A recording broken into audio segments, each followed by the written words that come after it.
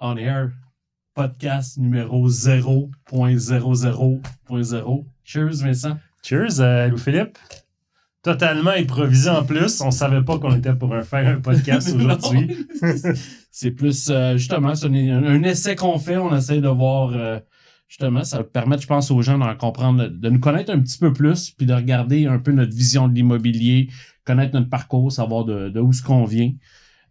J'aimerais commencer, Vincent.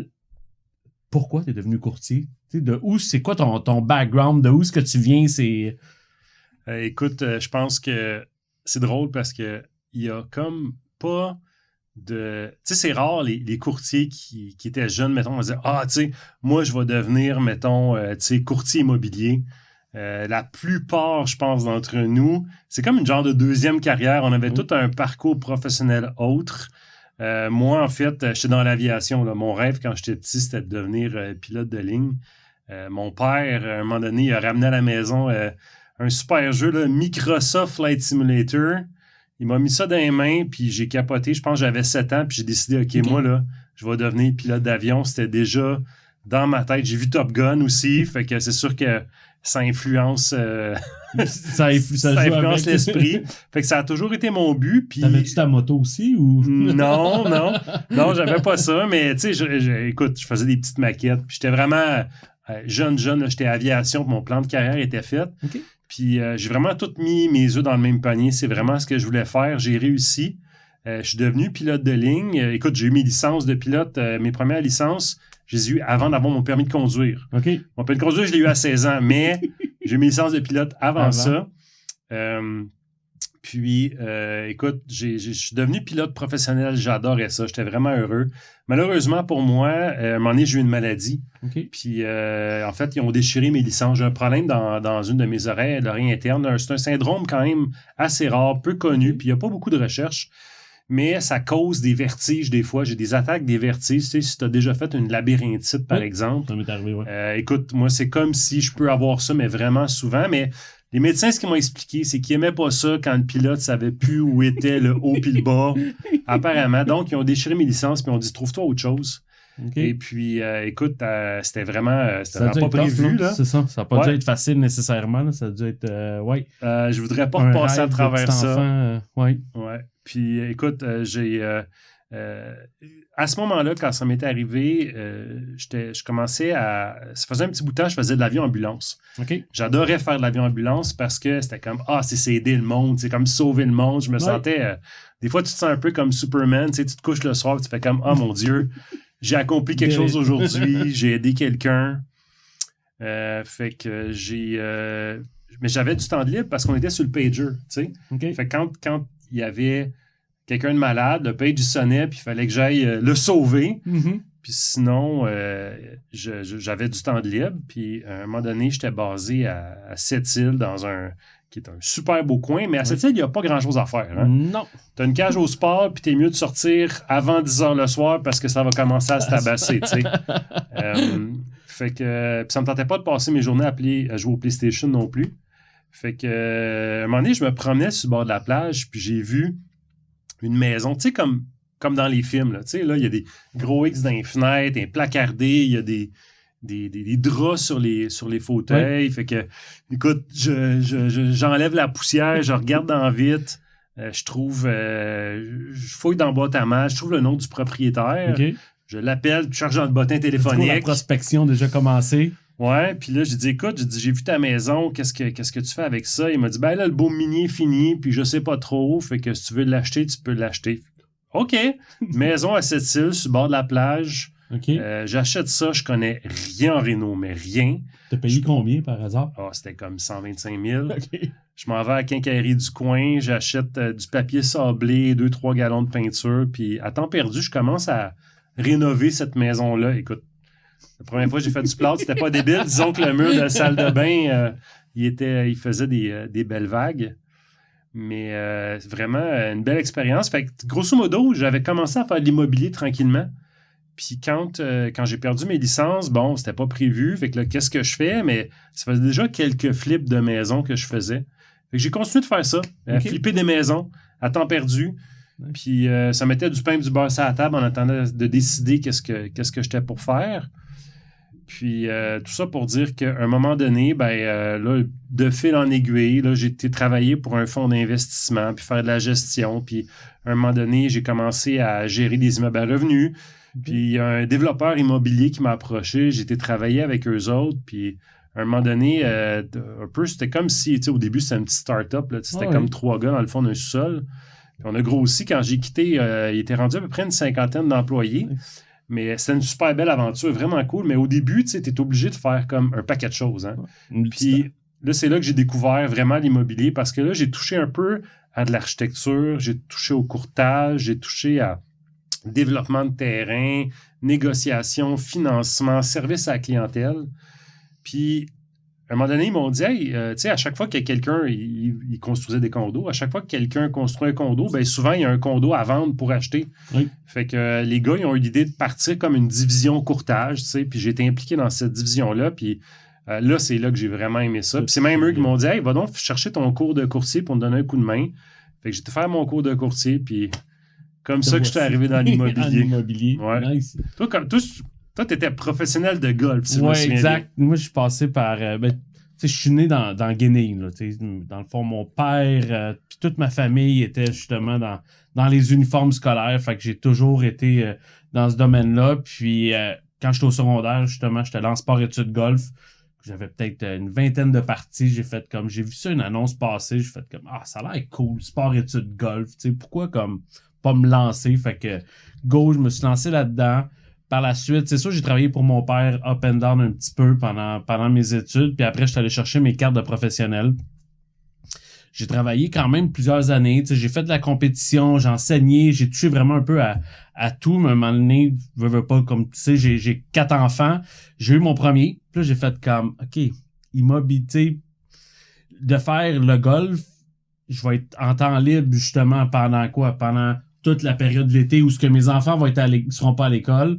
Fait que je trouvais que ça faisait aucun sens pour moi d'être en congé au moment que eux vont travailler. Fait que bref, pendant cette période-là d'adaptation, j'ai travaillé sur des projets de condos neufs avec ma tante qui travaillait dans une tour à Laval. Fait que j'ai touché justement à présenter des immeubles. Puis ça m'a toujours comme intéressé de savoir là, comment ça se passait, puis le parcours, l'achat, l'accompagnement des gens, je trouvais ça vraiment le fun. Fait que c'est là qu'à un moment donné, j'ai fait comme, OK, je pense que je me lance, go. Je me rappelle encore, c'est mon père qui m'avait dit, Philippe, go, lance-toi, là, tu sais, ça va fitter, puis ça va être bien, puis regarde, aujourd'hui. Ça fait plus de 10 ans aujourd'hui? Exactement 13 ans que je suis courtier, fait que, ouais, on a touché à tout, puis je pense qu'ensemble, on a une couple d'années en arrière de la cravate. Ouais, j'ai de la misère à y compter. Je sais pas, ça doit faire un 4-5 ans? Ouais. Qu'on est ensemble? Ouais. Oh, fait 5 ans. Plus que ça. 6 ans? Ouais, c'était avant la pandémie, fait que c'est sûr que c'était... T'as raison. Bien avant la pandémie. Peut-être 7, faudrait les ça a compter. passé vite, là. Ouais. Faudrait demander à Pascal. C'est lui qui nous a présenté, ouais, initialement. Si tu veux justement en parler de notre rencontre, comment ça s'est passé, notre première date. Écoute, moi, j'ai commencé courtage, j'étais donc avec le développeur immobilier. À un certain point, ça fonctionnait. J'ai fait plusieurs années, mais à un moment donné, ça fonctionnait plus pour moi, fait que j'ai décidé de quitter. Et puis, je me suis lancé avec une autre partner. Il y avait une fille avec qui j'avais fait mon cours, puis elle me disait « Hey, ce serait le fun qu'on travaille ensemble. » Puis elle me disait ça pendant que je travaillais avec le développeur. Puis j'avais dit « Ah, pas tout de suite. » Puis à un moment donné, ça commençait à battre de l'aile. Puis là, je négociais avec les gars, puis ça allait pas dans la direction où je voulais. Puis on s'est donné du temps, puis tout. Puis après un an, j'ai dit « Garde, ça fonctionne pas. » Fait que j'ai décidé de quitter. Puis, en fait, la fille a dit, garde, elle a dit, c'est le temps. Fait que j'ai dit, oui, c'est bon. Fait qu'on se part quelque chose ensemble. Fait qu'on a parti une petite équipe, au début 2, puis après ça, un 3e courtier qui s'est rajouté. Puis, on faisait très, très bien. On s'est fait un petit plan. Elle voulait beaucoup plus développer la Rive-Nord. Puis moi, j'avais comme une attirance vers Montréal. Au début, on essaye plein de choses. Tu prends tout, mais à un moment donné, je me suis rendu compte, j'aime ça travailler avec les jeunes de Montréal, puis tu sais, ils sont cool, puis ils habitent près des stations de métro, ça bouge, ils sont dynamiques. Ouais. Puis tu sais, je veux pas aucune offense à Georgette parce que j'en vends des bungalows de Georgette, mais à un moment donné, après une couple d'années, vendre le bungalow de Georgette, c'est sûr, ça m'excitait peut-être un peu moins. Puis des fois, il y a une partie, tu sais, je fais ça pour le fun, tu sais, je fais pas ça... oui, il y a une dimension super humaine, mais c'est cool aussi un peu, je vais dire des choses des fois peut-être un peu clichés, mais tu sais, des fois, tu as comme des transactions, je vais dire des trophies, là. Tu sais, là, tu mets ça dans ton portfolio, tu fais comme, hey, j'ai vendu ça ou j'ai acheté ça, tu sais. Ah oui. Puis j'avais beaucoup de plaisir, justement, quand j'avais des propriétés qui sortent de l'ordinaire. Fait que tout ça pour dire que ça allait super bien. Puis à un moment donné, en fait, c'est vraiment drôle. C'est arrivé comme out of nowhere. On a fait des objectifs au début de l'année. Ouais. Puis là, ben, on est sur nos objectifs, on fait des meetings, tout va bien, on a une autre courtier avec nous autres, on explore plein d'avenues. Puis à un moment donné, elle me dit, hey, je veux te parler. Je dis, OK, qu'est-ce qu'il y a, tu sais? Je m'attendais pas à ça. Elle dit, je pense qu'on devrait comme splitter. Puis je suis comme, what the fuck? T'es venu justement ça me va voir pour ça. Ben, tu sais, dans ma tête, ça allait super bien, mais OK. Fait que j'ai pas compris pourquoi, mais OK, c'est ça que tu veux, c'est correct. Fait que, puis, tu sais, je comprends parce que c'est difficile, tu sais, d'être en immobilier. C'est difficile de survivre comme courtier. On sait que la majorité des courtiers sont plus là après 5 ans. Là. Je pense que la statistique, c'est comme 87% des nouveaux courtiers sont pas là après 5 ans. Puis même encore après 1 an, il y en a déjà, t'en as déjà presque 50% qui sont plus là. Puis qui ont... Exact. Fait que tout ça pour dire que on s'est splitté. Puis c'était quoi ta question au début déjà?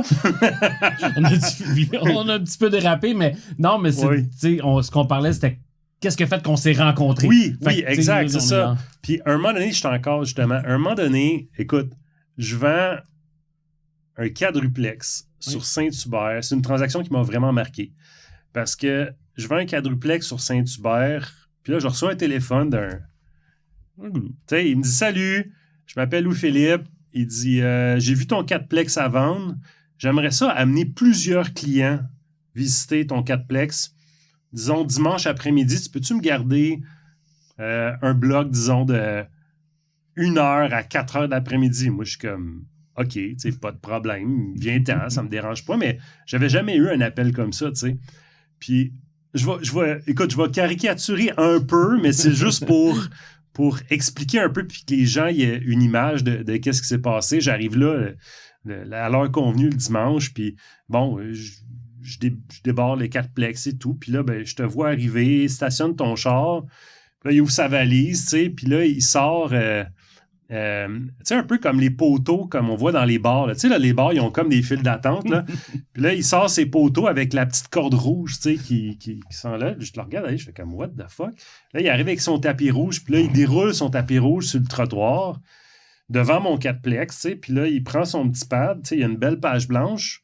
Puis je suis comme, OK, genre, on va voir qu'est-ce qui va se passer.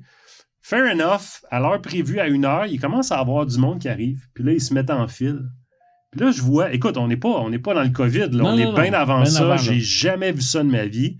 On est peut-être en, je sais pas, on doit être en 2017, maybe. Ouais, mais des années où les multilogements étaient comme très hype. Là. On était dans le hype des justement, là, les duplex, triplex, c'était cool là, d'avoir les. Tout le monde voulait avoir les duplex, triplex. Moi, tu sais, ce que maintenant, présentement, les condos sont à Montréal, je trouve. Là, Fait que là, tu t'installes, le monde arrive, puis là, tu commences, tu prends le premier, bonjour monsieur, c'est quoi votre nom? Il prend le nom. Là, tu montes en haut, puis là, tu fais visiter le quadruplex, puis là, il s'en va. Tu en prends un autre, puis tu fais ça pendant 4 heures de temps. Puis là, à la fin, il ramasse ses affaires, il met ça dans son char, puis il me dit, je te donne une nouvelle, bonne journée. Je suis comme, OK. Le lendemain matin, je reçois un appel. Hey, je peux-tu te rencontrer? Ouais. Il vient à mon bureau, c'est puis ça, il s'en vient. Tu déposes cette offre d'achat sur la table. Tu dis, voici cette offre d'achat. Prends ton temps, prends celle que tu veux. T'sais, grosso modo, c'était ça. Écoute, j'avais jamais vu ça. Je capotais. Je fais comme, attends une minute. Non, mais faut-tu être brillant? Parce que t'arrives, t'avais un bassin d'acheteurs parce que t'avais l'alerte ligne orange. Exact. Fait que t'avais comme plein d'acheteurs. Tu poussais des propriétés. Les gens faisaient comme, oui, je veux visiter. Ils passaient par toi. Puis toi, à ce moment-là, tu servais tout le monde, voici l'offre d'achat, puis là, tu mettais ça à la table. Mais moi, ce que je trouvais cool, d'un point de vue courtier immobilier, c'est que tu avais une transaction assurée. Exact. Parce que tu disais, prends celle que tu veux. C'est ça, tu sais, le pouvoir, justement, tu sais, c'est au début, quand j'ai commencé chez Proprio Direct, c'est là que ça me l'a fait penser, de dire, regarde, hey, tous les courtiers veulent avoir quoi? Veulent avoir des pancartes, veulent ci, veulent ça, mais au bout de la ligne, monsieur le vendeur, il cherche quoi? Il cherche un acheteur. Fait que je me suis dit, tu sais, si je suis capable de générer assez d'acheteurs, après ça, aller trouver trouver des vendeurs, c'est super facile. Mm-hmm. Puis à l'inverse, quand il y a des visites libres comme ça, c'était assez courant que, OK, j'appelle le courtier, puis go, on s'en va.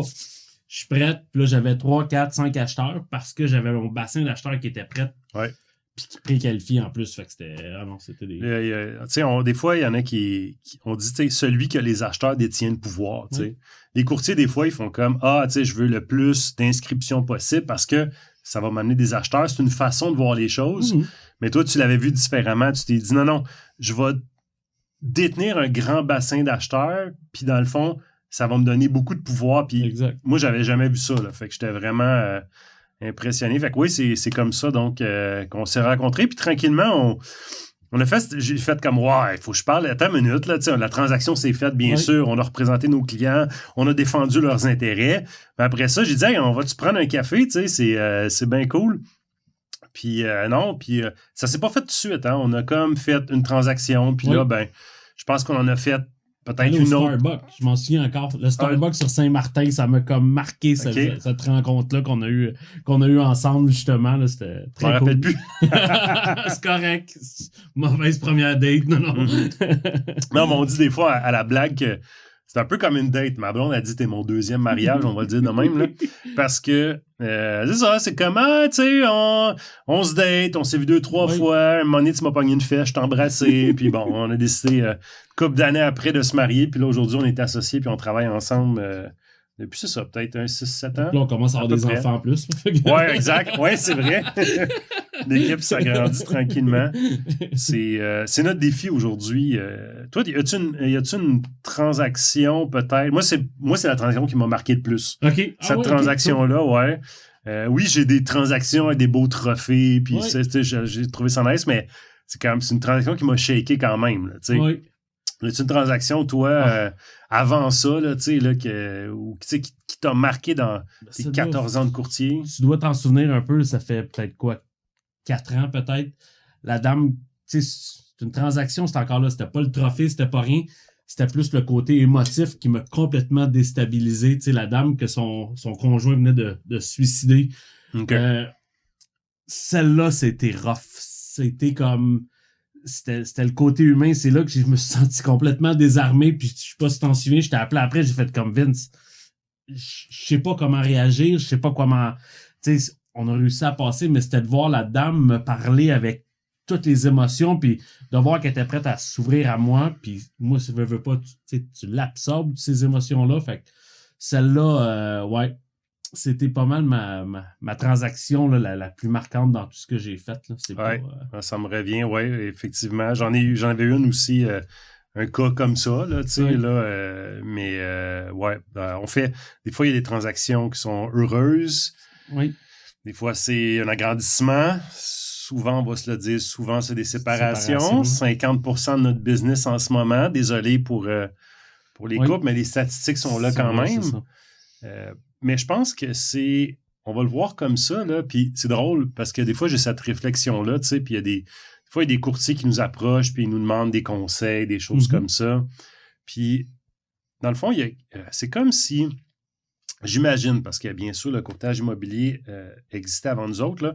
Tu sais, il y a probablement eu une passe dans les années 90, puis je regarde les films aussi qui représentent ça, où c'est comme, tu sais, je pense un peu Wolf of Wall Street, là, tu sais, là, c'est comme, tire ton avantage, tu sais, puis vente, tu sais, puis encore aujourd'hui, il y a des gens qui pensent qu'on travaille un peu comme ça, je dis pas qu'il y en a pas, que ça existe pas, mais ces courtiers-là, ces gens-là, s'ils ont encore du succès, c'est en fort déclin, là, tu sais, là, maintenant, c'est un travail beaucoup plus rapproché, émotionnel, relation de confiance. Oui.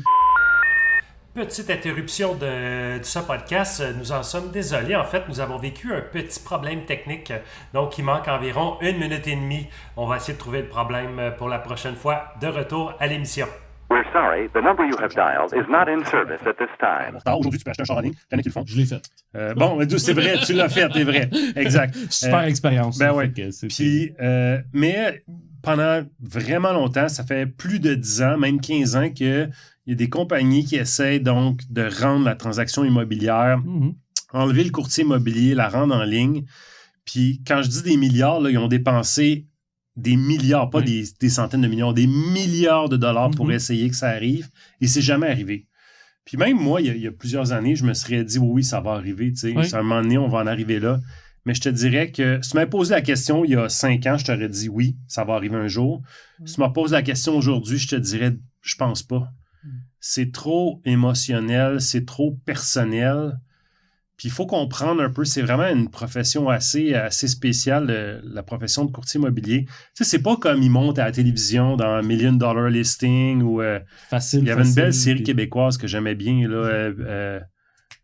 Numéro 1. Numéro 1, ouais, c'est ça, exact. Puis il y en a eu une autre avant, puis c'est pas bien fait, c'est cool, c'est divertissant, mais c'est sûr que ça monte, ça donne une fausse image de ce que c'est. Puis on a parlé tantôt du taux, tu sais, mettons, des courtiers qui échouent là, après 1 an, après 5 ans. Puis ça vient de là, je veux dire.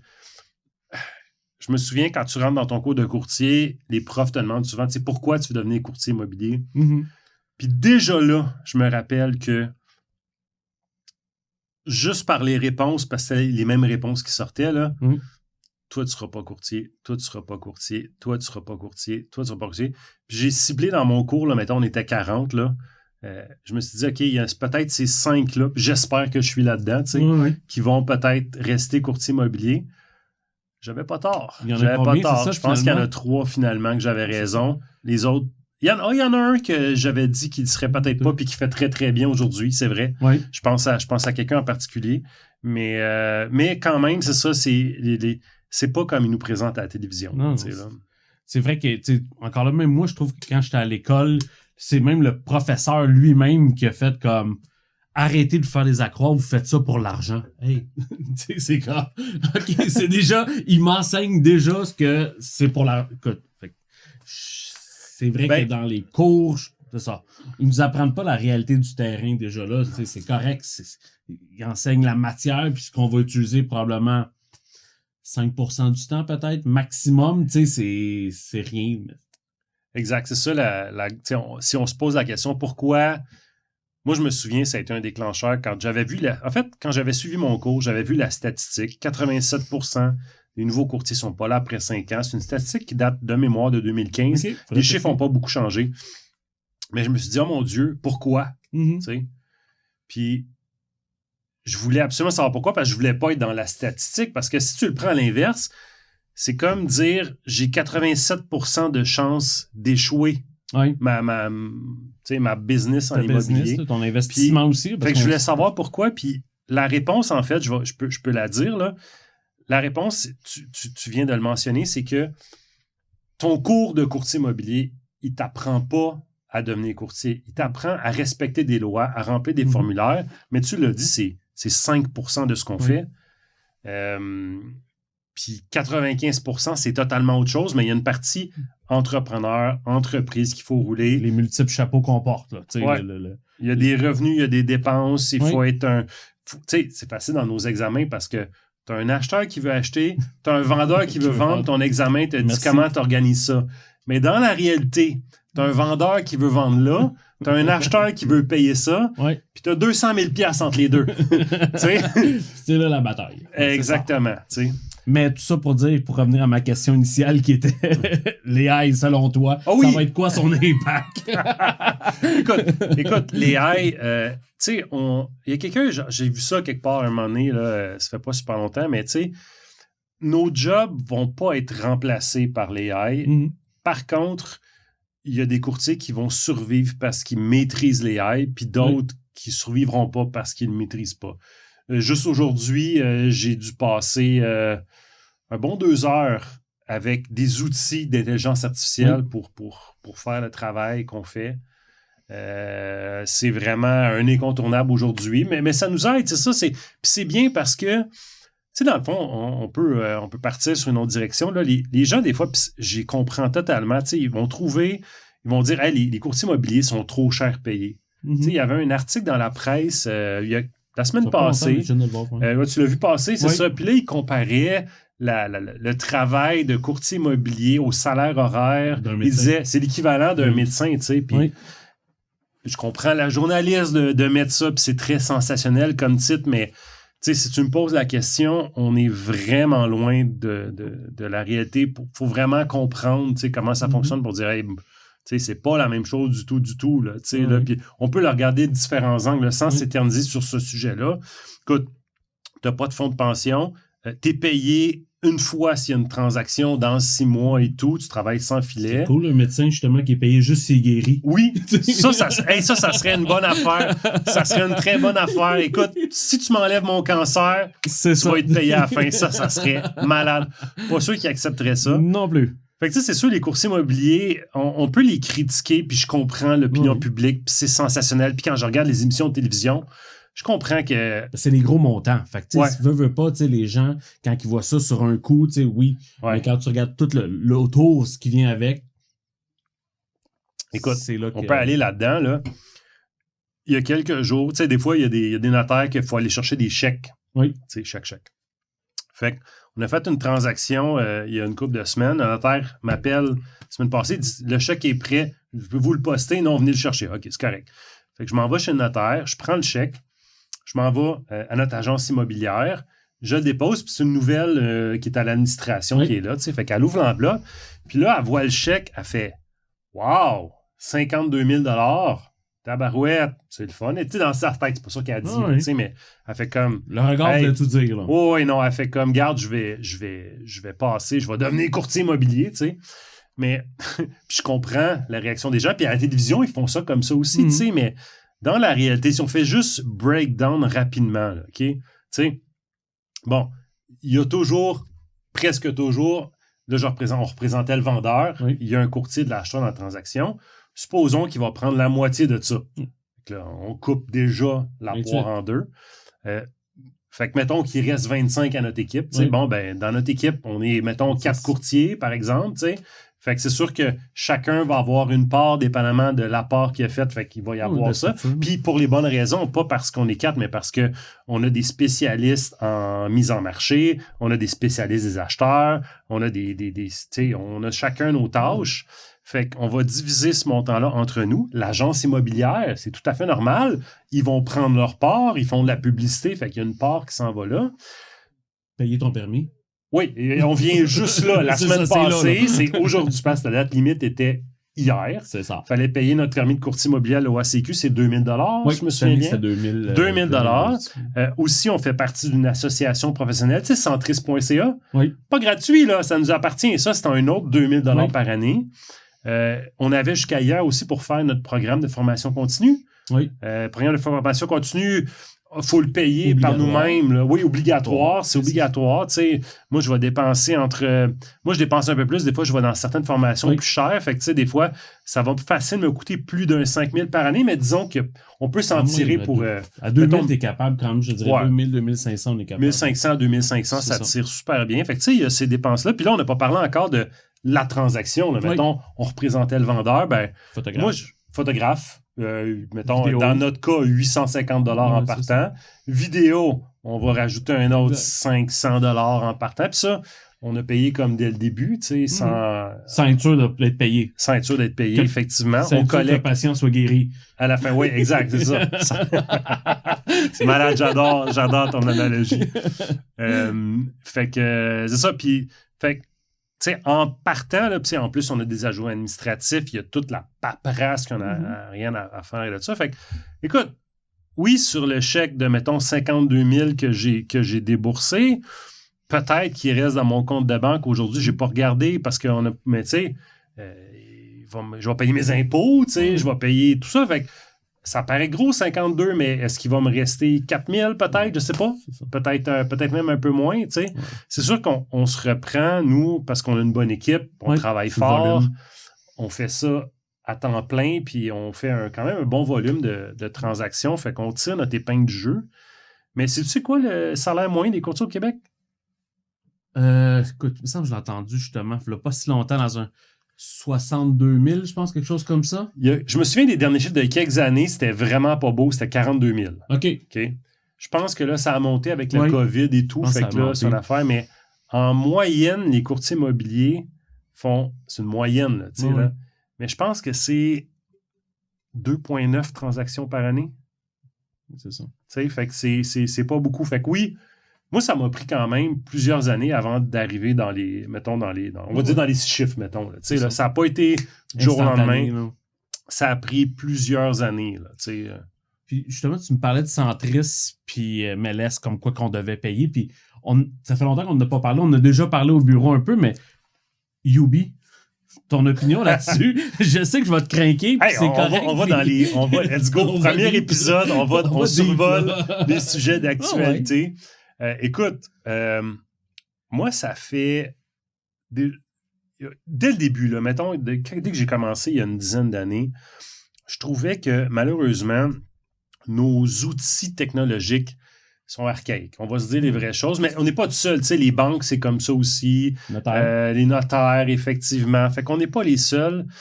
Mais investir en technologie pour des industries, c'est long, puis ça prend du temps. C'est sûr, j'aurais aimé ça que ça se fasse plus vite, mais dès le début, on va se le dire. Tu sais, pourquoi les gens payent cher en rétribution plutôt que ça paraît cher? Il y a toutes sortes de raisons, mais c'est qu'il y a tellement de règlements, il y a tellement de choses pour protéger le public que les gens ne pensent pas, mais qui sont là, tu sais. Puis ça a un coût, c'est sûr. Fait que moi, depuis le début, je me disais comment on peut être plus efficient dans ce qu'on fait, tu sais. Je sais pas si... Écoute, ça c'est drôle comme histoire, mais on va partir sur une autre tangente. C'est un podcast, on peut faire ce qu'on veut. Non, mais c'est ça qui est cool d'un podcast. Je me suis dit qu'on va partir dans toutes les directions que ça nous tente, puis des fois, on fait des trucs plus formels, mais là, on se gâte. Si jamais vous avez des questions, vous avez aimé l'épisode, vous avez d'autres épisodes, vous nous les poserez. Nous, on est sans fil, puis on va dire les vraies choses. Bon, fait que on parlait de Yubi, OK? Puis je suis parti sur une tangente de technologique. Puis... grosso modo, si je veux, à un moment donné, il faut que je revienne à ton point parce que c'est vrai que je pars dans toutes les directions, mais en tout cas, c'est correct. Tu sais, on n'est pas équipé. Puis je me dis depuis plusieurs années qu'il y a une entreprise à un moment donné là, qui va botter le cul au courtier immobilier, un peu comme l'industrie du taxi, mettons. Tu sais. L'industrie du taxi était un peu archaïque. À un moment donné, il est arrivé un Uber. Puis Uber, il est rentré dans le tas, puis il a changé l'industrie du taxi. J'aurais mis ma main au feu que ça serait arrivé dans l'immobilier. On s'en parlait tantôt. Là, tu sais. Finalement, c'est pas arrivé. Pour d'autres raisons qu'on parlera, c'est trop personnel. Il y a comme plein de critères là-dedans. Mais je pense qu'on a été très chanceux. Parce que Yubi, le concept, l'idée de venir... Puis c'est pas une idée nouvelle, tu sais, là. D'essayer de venir... Ouais, c'est ça, c'est pas les premiers. Je le vois aux États-Unis, tu sais, ceux qui suivent l'actualité, aux États-Unis, ils ont Zillow, qui a un peu le Yubi des États-Unis, mais nous, on a été chanceux parce que Yubi a été extrêmement maladroit, mais vraiment maladroit. C'est comme si, mettons, on joue au Monopoly, tu sais, tout le monde connaît les règles, puis là, Yubi arrive et comme, hey, moi, je vais tout vous battre au Monopoly, mais genre, il apprend pas les règles puis il commence à faire toutes sortes de choses qui sont pas dans les règles. Là, tout le monde fait comme, yo, dude, attends une minute, là. Il y a des règles ici, là, quand même. Là. Ici, on protège le public, on donne les bonnes informations, on est responsable. Il y a la loi sur le courtage immobilier. Moi, je pense que il y a une opportunité pour une entreprise qui veut comme botter le cul des courtiers immobiliers. Du Proprio l'a fait il y a plusieurs années un petit peu. Tu sais, ils vont beaucoup moins bien qu'avant depuis plusieurs années.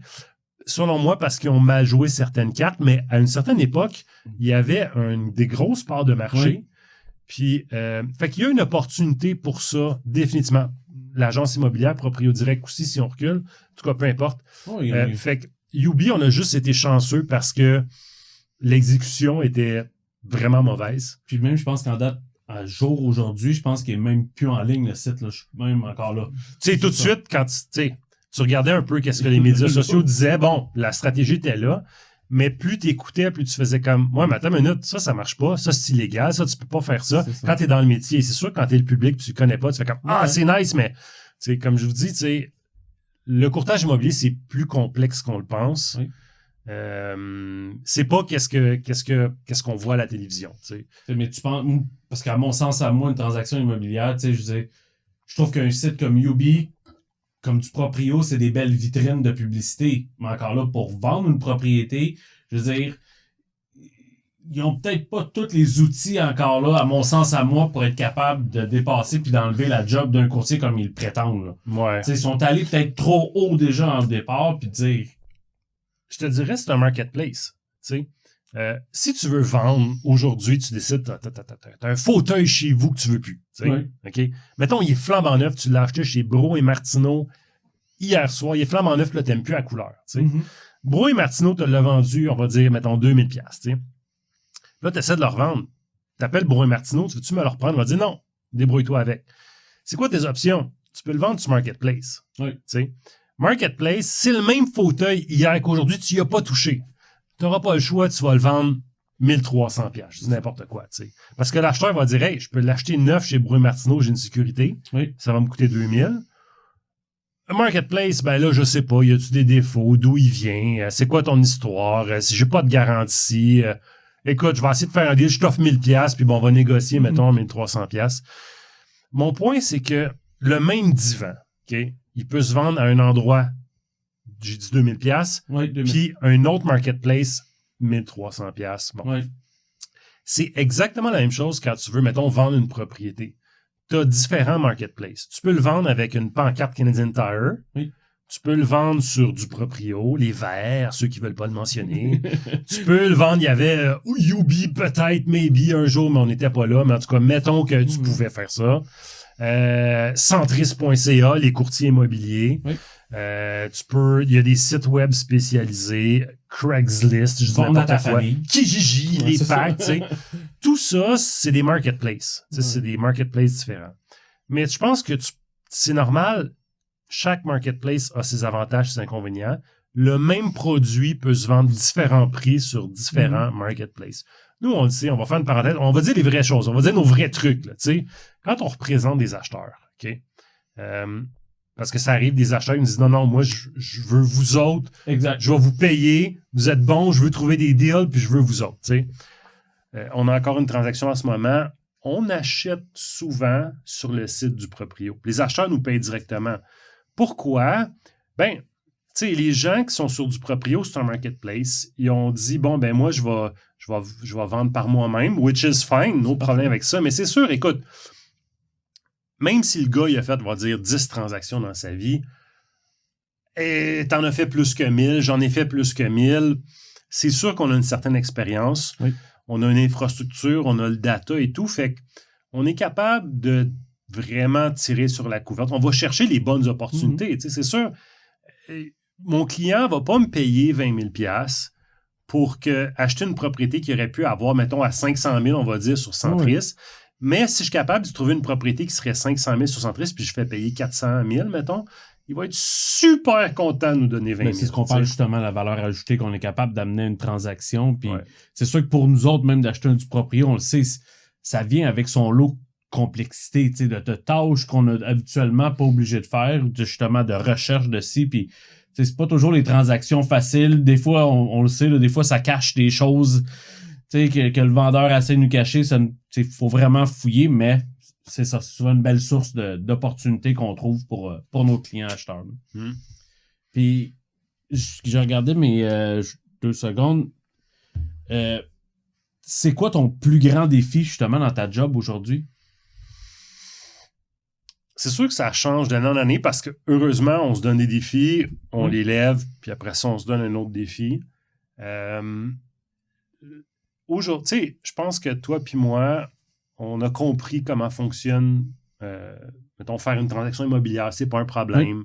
Conseiller nos clients, on est habitué. Souvent, je te dirais, je vais pas paraître pas humble, tu sais, mais les scénarios, on en a vu beaucoup. Tu sais, fait disons qu'il n'y a plus grand-chose qui nous surprend, on va dire comme ça.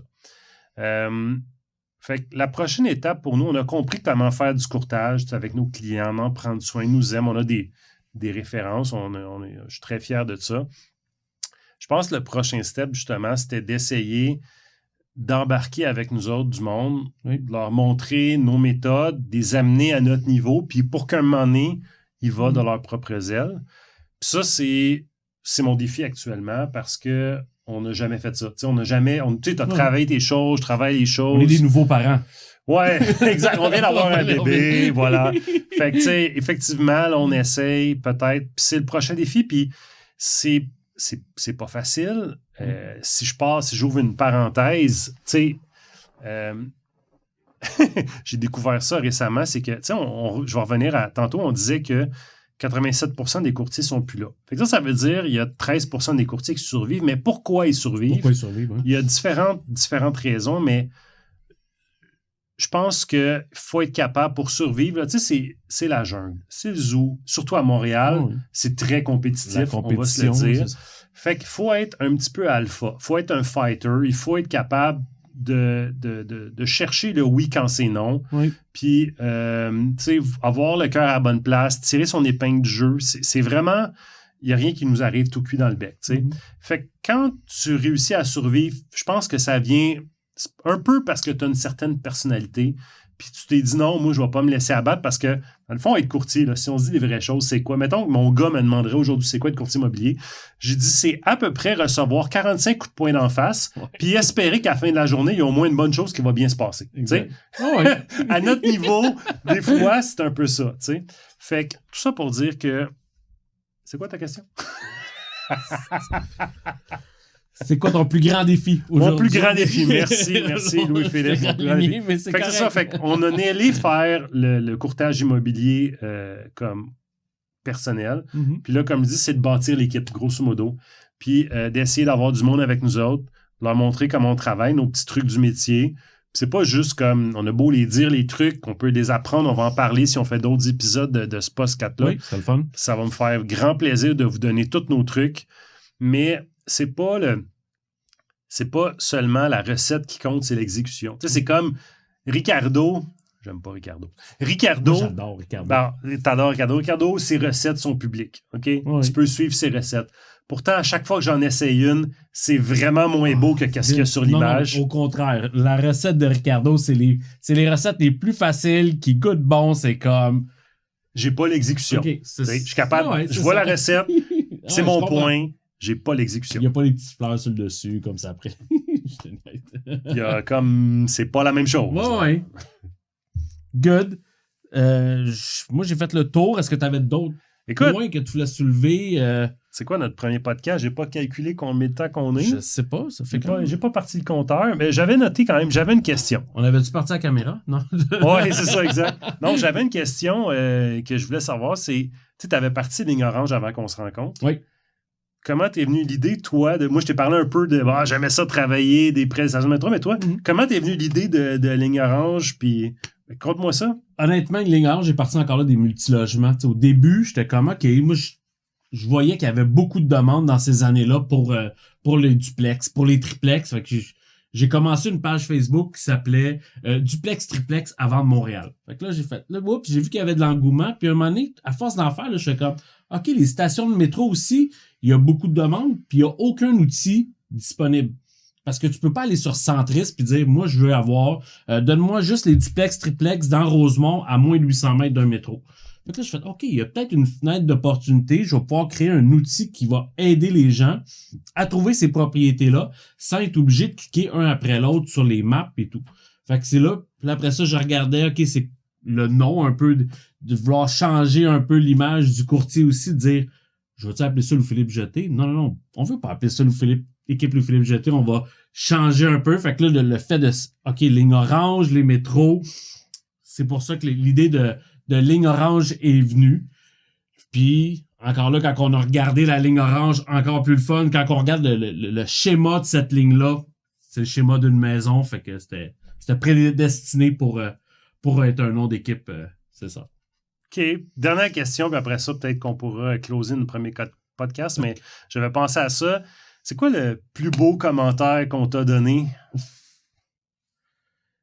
J'en ai pas rapidement comme ça, j'ai pas de commentaires, mais tu sais, de savoir un client qui m'appelle puis qui me dit Philippe, ça a été facile. Tu sais, le fait qu'il n'y a pas eu de montagne russe, qu'ils n'ont pas eu de soucis, c'est sûr que toutes les transactions, il y a eu du stress, mais de savoir qu'ils ont senti qu'on était là en arrière d'eux autres, je te dirais que c'était pas mal les plus beaux commentaires que j'ai reçus. Là.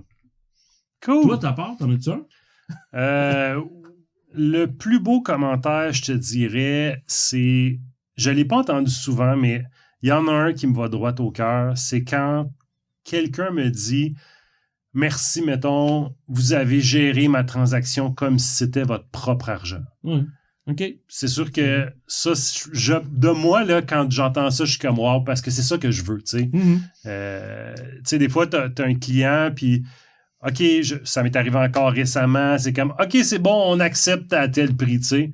Puis là, je leur dis, écoutez, si vous me faites confiance, là, je pense qu'on peut aller chercher encore plus. Je l'ai juste vu dans les yeux de l'autre bord. On peut gratter plus, puis ouais, mais je suis content quand même. Je dis, OK, comme vous voulez, c'est votre transaction, mais 3-4 OK, c'est pour que, mettons, il me dit, OK, je te fais confiance. Puis là, on va chercher cool. un C'est vrai. 10, 15, 20 000 de plus. Puis là, ça close, puis ça marche.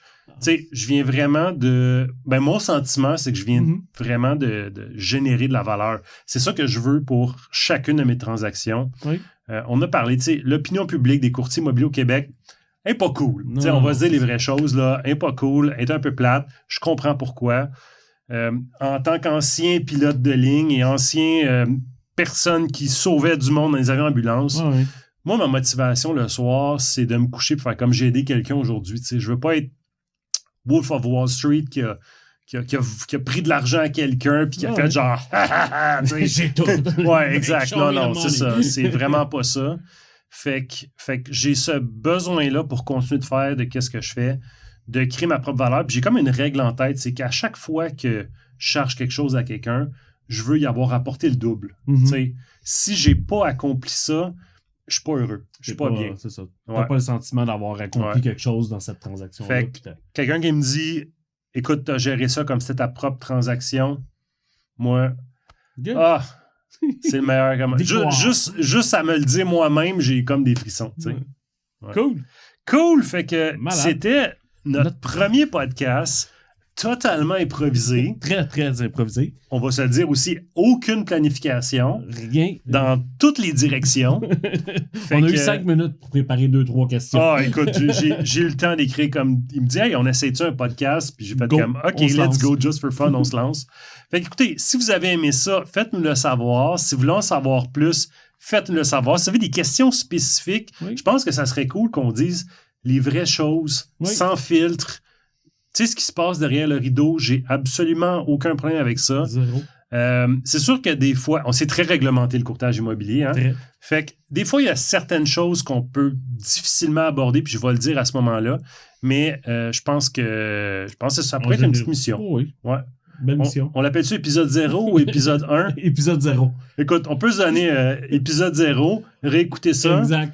Puis peut-être, effectivement, déjà se dire, gars, on va en faire un autre. Oui.